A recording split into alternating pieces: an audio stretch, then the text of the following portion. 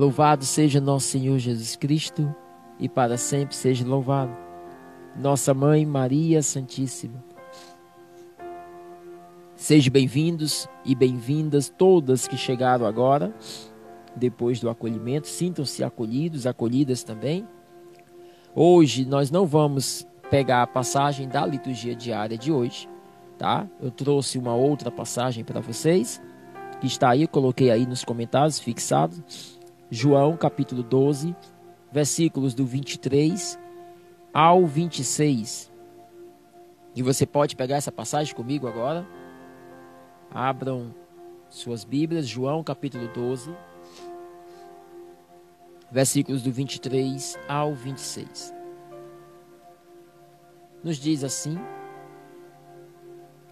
Respondeu-lhes Jesus: É chegada a hora para o Filho do Homem ser glorificado. Em verdade, eu vos digo, se o grão de trigo que cai na terra não morrer, ele vai ficar só. Porém, se ele morrer, irá produzir muitos frutos. Quem ama a sua própria vida vai perdê-la. Mas aquele que odeia a sua vida neste mundo irá conservá-la para a vida eterna. Se alguém me quer servir, siga-me, e onde eu estiver, estará ali também o meu servo. Se alguém me serve, meu Pai o honrará. Palavra da salvação. Glória a vós, Senhor. Queridos, essa palavra santa, ela é uma palavra muito interessante, porque Jesus, ele vem nos falar aqui, vem nos fazer uma comparação novamente com um elemento da natureza.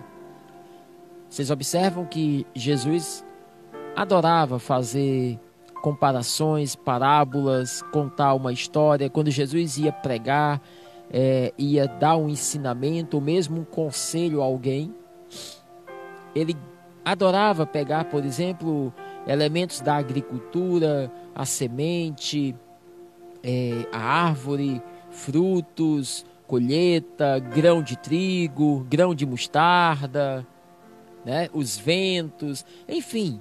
Jesus sempre pegava dos elementos que estavam ali na vida cotidiana das pessoas que ele estava ensinando, porque se tornava mais fácil de eles entenderem.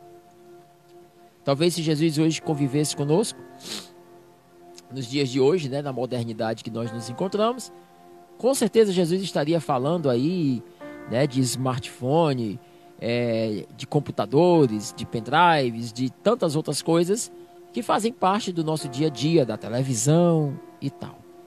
Mas naquele dia, Jesus chega para aqueles que estão ali com ele e diz assim: em verdade eu vos digo, se o grão de trigo, tá? Por que Jesus pega o grão de trigo, gente?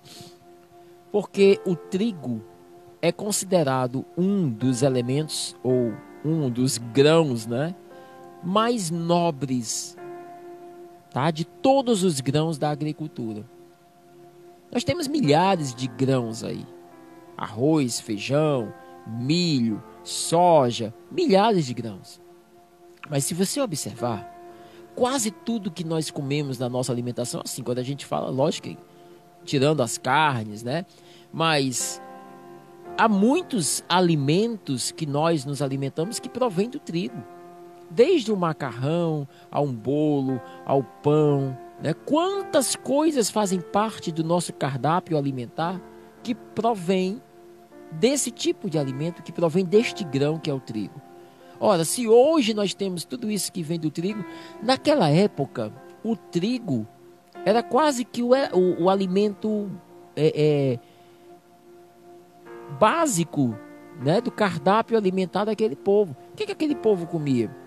Sim, comiam carne, comiam um cordeiro, né? Mas assim, basicamente, se você for observar em algumas passagens aqui do Evangelho, a gente se pega vendo Jesus comendo pão e peixe, né? Lá naquela passagem lá, depois da ressurreição, o Senhor se aproxima da praia e aí acende lá fogo na praia e vai comer pão com peixe com os seus discípulos ali. No Sermão da Montanha, onde houve a multiplicação de quê? A multiplicação de pão e peixe. Então, assim, basicamente se comia pão e peixe. E aqui e acolá, comia-se algo diferente ali. Mas o pão é o alimento básico daquele povo. Por isso que quando Jesus pega a semente de trigo, vai falar do trigo, né? Ele está aqui falando do grão de trigo, de algo de suma importância para aquelas pessoas. Então, ao fazer uma referência ao grão de trigo, já se entende que está se falando de algo nobre, de algo importante, de algo precioso. Tá? Comecemos por aqui o entendimento da passagem. E aí Jesus chama aí os seus discípulos e diz, né? Olha, se o grão de trigo, que é essa semente tão preciosa, que é essa semente tão importante, tão maravilhosa, tão rica, se ela cair na terra, se ela for jogada na terra, para quê? Para poder enraizar, para poder semear, para poder nascer. Se ela for colocada na terra e ela não morrer, ela vai ficar só. Quando Jesus diz que o grão de trigo vai ficar só, ele está dizendo que ela não vai servir para nada. Apesar dela ser um dos grãos mais importantes e mais ricos da agricultura, até hoje se você pega o grão de trigo cru, do jeito que ele está, tirado ali, e coloca na terra, se ele não morre antes, eu vou já explicar esse processo de morrer para vocês. Se ele não morre antes, ele não germina, ele não enraiza, ele não nasce. E se ele não germina, se ele não nasce, se ele não enraiza, para que ele serve então? Por mais que ele seja um grão riquíssimo, importante, precioso, mas se ele não faz a função dele ali, de germinar, então ele fica só. Ele não serve para nada. Não tem serventia. Por mais que seja precioso, mas acaba tornando-se vil, né? Sem sentido, sem utilidade. Por isso que Jesus diz isso. Se o grão de trigo caído na terra não morrer, ele vai ficar só. Mas se ele morrer, aí sim, aí ele vai produzir muito fruto.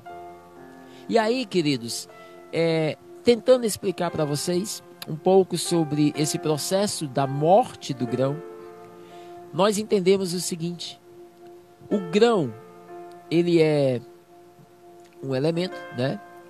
O grão, ele tem uma casca por fora. Aquela casca é uma casca protetora. É uma casca, às vezes, determinados grãos, né? Existe uma casca muito dura.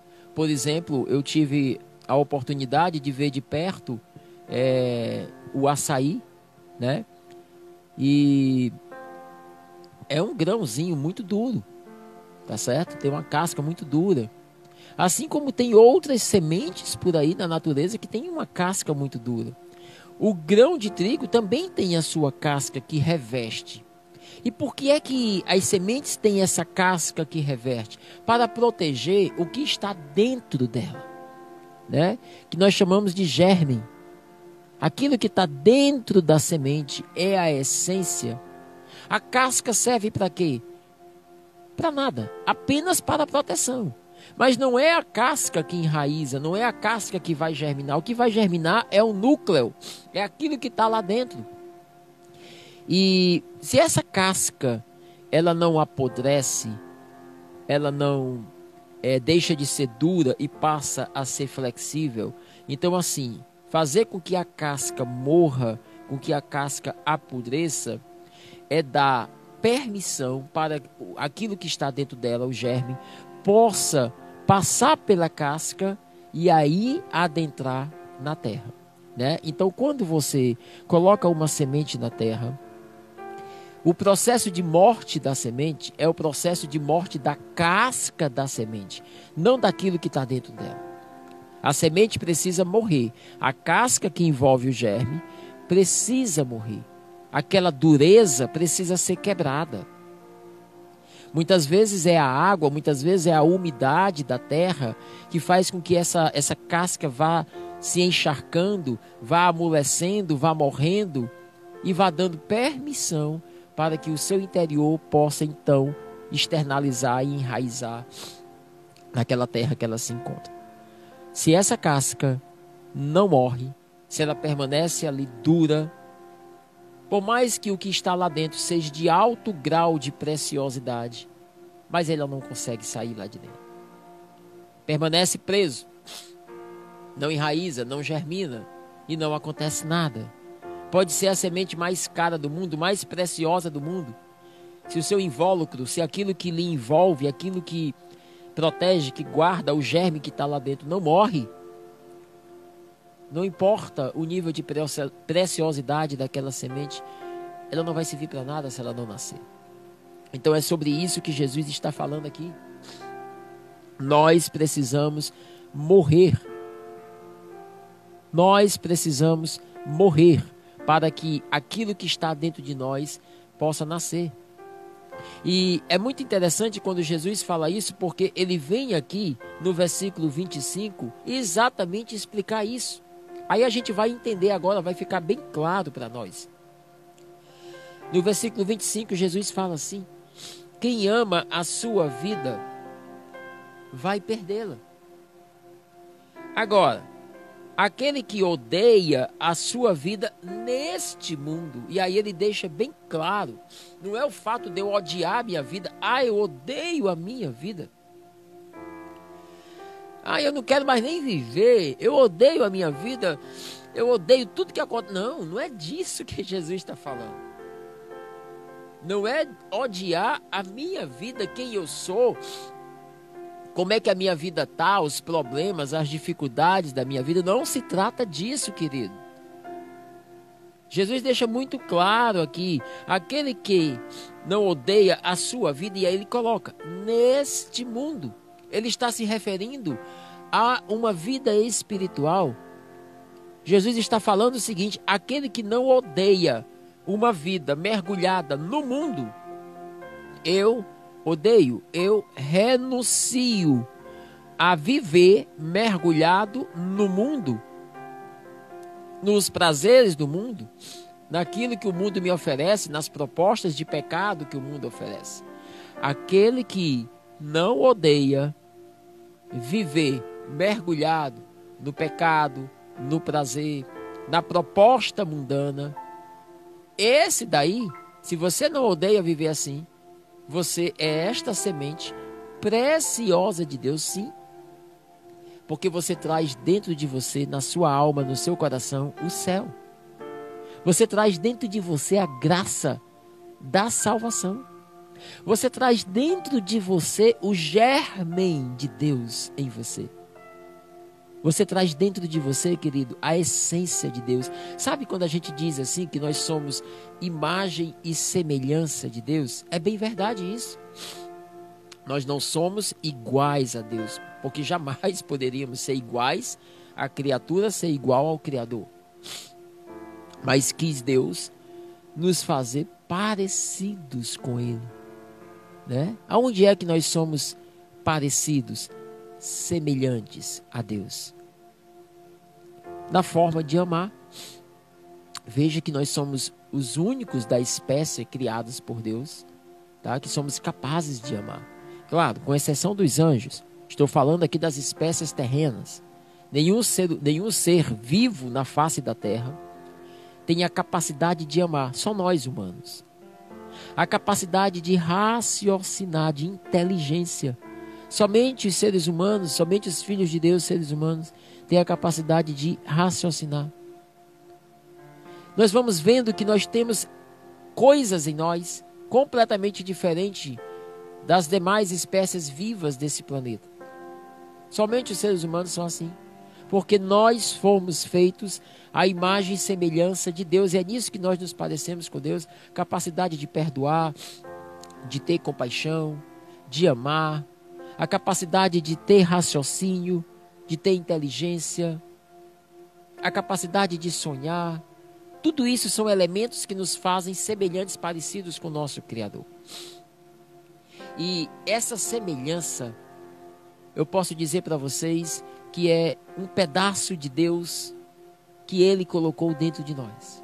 É um pedaço dele, é a sua essência, é a sua semelhança que foi infundida em nossas almas. Então nós trazemos dentro de nós esta essência do nosso Criador. Esta graça santificante, a nossa alma nada mais, nada menos é do que este pedaço da semelhança do nosso Criador. É o germen de Deus que habita dentro de nós, no nosso coração, na nossa alma. É a essência da graça de Deus que está dentro de nós. Acontece que não só esta essência está em nós, mas infelizmente a nossa vontade própria, os nossos desejos, que muitas vezes são governados pela nossa fraqueza, pela nossa concupiscência, pelo pecado original que influencia a nossa vida. Isso é a casca que envolve esta essência, esse germe que há dentro de nós. E o que o Senhor está falando aqui nessa palavra de hoje, nessa passagem, é: eu preciso morrer para este mundo. Eu preciso permitir que aquilo que envolve, aquilo que está sufocando, aquilo que está prendendo a graça de santidade, que é a essência de Deus que está no meu interior, na minha alma, no meu coração. Eu preciso permitir que aquilo que prende, que sufoque, morra. O que sufoca a graça de Deus, gente? O que é contrário? O que é que prende esta graça de Deus? As coisas deste mundo. Jesus deixou claro aqui nesse versículo 25. Quem ama a sua própria vida, ou seja, quando Jesus diz amar a sua vida aqui, é no sentido de quem só se preocupa consigo, quem está aí mergulhado nos seus desejos, nos seus prazeres, nas suas vontades. Eu não abro mão da minha vontade, eu não abro mão das minhas coisas, primeiro sou eu. Quem vive uma vida egoísta, quem vive uma vida orgulhosa. É isso que o Senhor está falando aqui. Aquele que ama a sua própria vida, aquele que só se preocupa com a sua vida. O que é amar a própria vida também aqui? É, por exemplo, você não ter tempo para nada. Olha que coisa linda, você parou a tua vida agora para estar aqui nessa live. Você parou, né? Não sei, talvez você estivesse fazendo coisas na sua casa agora, trabalhos domésticos. Talvez você esteja no seu trabalho e aí você deu uma pausazinha aí para fazer esse momento de oração. Eu achei lindo um irmão aqui da nossa comunidade, que na quarta-feira agora de adoração, a gente estava adorando Jesus, né? Quarta-feira, toda quarta-feira às 5 horas da tarde a gente faz um momento de adoração ao Santíssimo Sacramento. E nós temos um irmão aqui na nossa comunidade, que ele é caminhoneiro, né? Então ele trabalha viajando aí, estrada fora. E quando deu às 5 horas da tarde, que começou a adoração, ele estava no caminhão aqui dirigindo, ele colocou esse testemunho lá pra gente, lá na hora da adoração, ele escreveu lá no comentário, né? E ele ligou o celular dele, porque ele sabia que 5 horas era a hora de adoração. E ele viu que Jesus estava sendo adorado e ele encostou o caminhão dele. Ele disse que parou no local, no posto, não sei onde foi. E ele parou o caminhão dele, gente. E ele foi dar aquela hora para Deus. E ele foi adorar Jesus naquele momento ali na boleia do caminhão. Abriu o celularzinho dele ali e foi adorar o Senhor acolá. Ele reservou aquele tempo para adorar o Senhor. Que coisa linda. Deus vê este ato de, sabe, dentro da minha vida, eu dou espaço para Deus. Por isso que quando Jesus aqui nos diz assim, aquele que ama a sua vida vai perdê-la. Amar a vida é eu dizer assim, está no momento de adoração, mas eu não posso fazer nada. Eu não posso abrir um tempo aqui, não. Eu tenho muita coisa para fazer, tenho tarefas, ocupações. Eu não posso vir para a live de oração. Eu não posso vir para a comunidade, eu não posso ir para o grupo de oração, eu não posso rezar. Eu não tenho tempo de fazer oração, não tenho tempo de ir à missa, não tenho tempo de ter oração pessoal, não tenho tempo de ler a Bíblia. Meu querido, veja, isso é amar a tua vida. Quando você não tem tempo para nada, é porque tu está perdendo a tua vida. Por isso que Jesus diz aqui, aquele que ama a sua vida, né? O que é amar a vida, gente? É colocar o trabalho acima de tudo. Meu trabalho está acima de tudo. Primeiro vem o meu trabalho. Depois que tudo no meu trabalho tiver resolvido, se sobrar um tempinho, aí eu vou, cuidar da minha família. Aí eu vou abraçar meus filhos, né? Às vezes a pessoa arruma aí um emprego que, trabalha 12 horas por dia. Sai de casa, os filhos estão dormindo. Chega em casa, os filhos já estão dormindo. Às vezes, no final de semana é quando você consegue vê-los ali acordados. E aí você está tão cansada que aí você só quer ficar ali deitado, às vezes assistindo a televisão. E nisso o tempo vai passando, a tua vida vai passando, a vida deles também vai passando. E você vai perdendo a tua vida sem nem perceber. Porque você está querendo ganhar a tua vida, correndo loucamente à busca de emprego, à busca de trabalho, à busca de dinheiro e de tantas outras coisas. É disso que Jesus está falando. Se você ama a tua vida e ama as coisas que este mundo te oferece, a bebida, as drogas, os vícios, os lugares que este mundo te oferece, te propõe para você estar, que não te levam a Deus, lugares que são lugares de pecado. Se você procura viver a mentalidade deste mundo, a ideologia daquilo que este mundo te oferece, que é contrário ao que a palavra te oferece, você está como que dentro de uma couraça. Você está como que dentro de uma casca dura. E por mais que o que você carregue dentro de si, que é a graça de Deus santificante, queira germinar, queira frutificar, você não consegue. Você caminha no ministério, você caminha no serviço missionário, você não dá frutos. Você vai dar uma pregação, ninguém é tocado. Você dirige uma oração, é uma coisa tão fria, é uma coisa tão sem frutos, né, que não toca em ninguém, que não transforma ninguém. E você não sabe por que você não está mergulhado na unção. Simplesmente porque você está vazio, porque você está dentro de uma couraça que te impede de germinar os frutos do Espírito Santo. A essência de Deus que está dentro de ti precisa ultrapassar esta casca dura da tua vida, das propostas de pecado, de tudo aquilo que prende esta graça dentro de você. Precisa ultrapassar, precisa germinar em Deus, enraizar em Deus. Aí sim, filho, quando você morrer para este mundo, a essência de Deus que está em você enraizará no coração do Pai. E aí a palavra nos diz aqui, e aí sim dará muitos frutos. Se morrer para este mundo, produzirá muitos frutos em Deus. Só existe uma forma de nós produzirmos frutos em Deus. É quando nós morremos para este mundo. É quando nós abrimos mão dos nossos desejos, prazeres, vontades. Eu não estou falando aqui, queridos, de sonhos. Não, não é errado, não é pecado sonhar. Ao contrário, é lindo sonhar. Ter projetos de vida, não é disso que eu estou falando. Estou falando de prazeres mundanos. Estou falando de pecado mesmo, tá? Né? De desejos que não convêm. Aí tu é casado, aí tu olha, vê uma pessoa passando por lá, tu deseja aquela pessoa.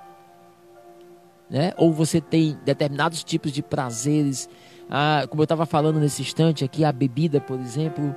Aí você vai beber acolá e bebe até se embriagar. É um prazer mundano. tá? Então tem milhares de outros prazeres, milhares de outros tipos de desejos. Se você se dá a essas coisas, se você se deixa levar por essas coisas, você acaba aqui prendendo a graça de Deus dentro de você. E ela não germina.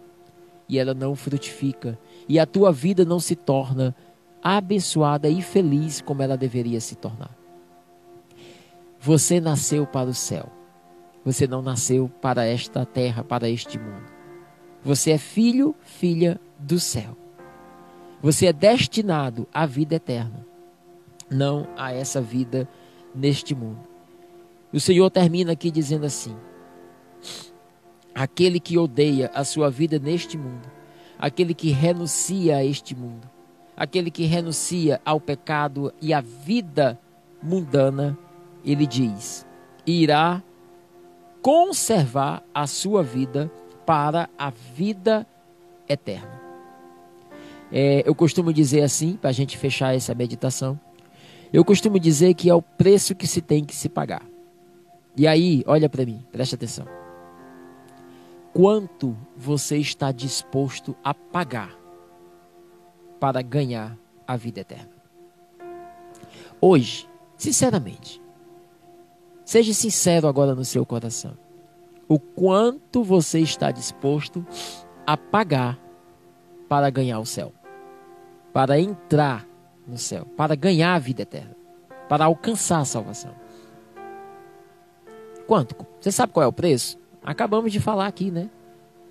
Abrir mão dos prazeres, abrir mão dos desejos, desejos impuros, desejos pecaminosos, renunciar a si, quebrar o coração orgulhoso, renunciar ao pecado, procurar viver a palavra de Deus, a vontade de Deus na minha vida. Essas coisas são fáceis de serem feitas? Lógico que não. Renunciar ao mundo e viver a vontade de Deus, viver a palavra de Deus, não é algo fácil de se fazer. É algo desafiador. É realmente difícil, sim. E é exatamente o preço que eu preciso pagar para ganhar a vida eterna. Há pessoas que, ao olharem para esse desafio, para essa dificuldade, para essa proposta de vida nova em Deus, vê o quanto que é difícil, o quanto que dói, o quanto que vai ser dolorido para mim quebrar a casca da semente para que eu possa enraizar em Deus. E aí tem muitas pessoas que dizem, não, menino, isso aqui é uma vida, não quero isso aqui não. Renunciar, meu orgulho, renunciar, não quero isso não. Queridos, eu costumo falar o seguinte, tudo na nossa vida que nós vamos alcançar de bom, há um preço a ser pago. Você já prestou atenção a isso? Você vai se transformar num grande profissional na vida. Você vai precisar pagar uma faculdade, ou passar num vestibular, numa faculdade pública, mas enfim, você vai precisar passar anos da sua vida estudando ali, se sacrificando, investindo acolá nos estudos, e depois continuar estudando mais ainda, para se transformar num bom profissional. Aí tu vai casar, tu casa, aí tu quer ser feliz no casamento, tu vai ter que investir nesse casamento. Tu vai ter que abrir mão, renunciar, tu vai ter que investir naquele casamento, pagar o preço para ter um casamento, né? Quem não quer pagar preço, se separa no primeiro ano. Ah, não quero abrir mão aqui das minhas vontades, não, é do meu jeito ou é, do meu jeito ou não é. Enfim, as pessoas que não querem pagar preço, abre mão, rebola as coisas para cima. Aí você quer ter um carro caro, um carro muito bom, um carro com motor bom, confortável, estável, seguro. Tem que pagar o preço, filho. Aquilo que é barato, geralmente não vai trazer essas qualidades aí que você está procurando. Tudo nesta vida precisa se pagar um preço para se ter aquilo que se está querendo ter. Ora, filho, também com a vida eterna não é diferente. Acontece que o preço para se ganhar a vida eterna não é um preço físico. Não se trata de dinheiro. Dinheiro não compra a salvação. tá? Não é o dízimo, como algumas igrejas aí colocam. Se você der o seu dízimo lá na igreja, você está ganhando o céu. Não, filho, dinheiro não compra céu. O pagamento, o preço para se ganhar a vida eterna é espiritual. Está aqui. Acabamos de ler aqui no versículo 25 aqui dessa palavra linda, que nos diz: aquele que ama a sua vida humana, mundana, vai perder a vida, mas quem odeia a sua vida neste mundo, aquele que abre mão deste mundo de pecado para viver uma vida de santidade, esse daí está pagando preço. Como é que eu faço para entrar no céu? Como é que eu faço para ganhar a vida eterna? Paga agora, aqui nesta terra, na tua vida agora, o preço. Qual é o preço? Como é que eu pago? Buscar uma vida de santidade. A busca da vida de santidade, buscar viver em santidade, gente, é abrir mão do pecado. É abrir mão do pecado na minha vida. Buscar viver uma vida de santidade é pagar o preço.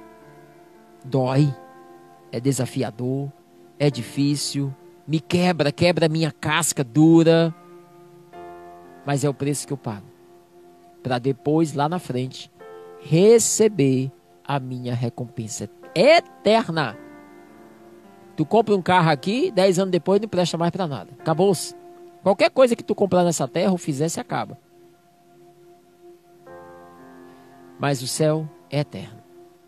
É algo que eu pago o preço agora, mas que eternamente eu vou receber esta graça na minha vida. Vale ou não vale a pena? Então, queridos, eis aí o convite para cada um de nós no dia de hoje. Vamos pagar o preço. Vamos buscar a vida de santidade. Vamos quebrar esta casca de pecado que há em nós, para deixar que o germe de Deus que está dentro de nós possa sair, possa enraizar no coração dele e possa, enfim, brotar frutos de santidade na nossa vida. Vamos abrir mão desta vida mundana, desta vida de propostas de coisas mundanas. Vamos dar espaço para Deus na nossa vida. Vamos permitir que Ele seja o centro e que tudo na nossa vida gire ao redor de Deus. Que Ele seja o primeiro. Amar a Deus acima de todas as coisas, nos diz o primeiro mandamento. Primeiro Deus, primeiro as coisas dele. Depois vem o meu trabalho, depois vem a minha família, depois vem os meus projetos, depois vem os meus sonhos, depois vem a minha profissão, depois vem os meus estudos, o meu namoro, meus relacionamentos, depois vem tudo. Mas Deus é o primeiro. Primeiro eu o busco. Primeiro eu faço a sua vontade. Primeiro eu vivo a santidade. Primeiro eu busco a sua palavra. Se qualquer outra coisa da minha vida quer tomar o lugar de Deus, eu não consigo mais viver em Deus porque determinada coisa na minha vida está arrancando Deus de mim.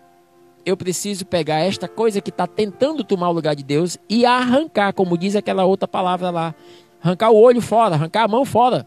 É melhor arrancar aquilo que está querendo me tirar de Deus e jogar fora do que perder a presença do Senhor na minha vida e depois vir a perder a vida eterna. Eis aí esta palavra santa para nós hoje. Que essa palavra caia nos nossos corações. Que ela germine nos nossos corações agora.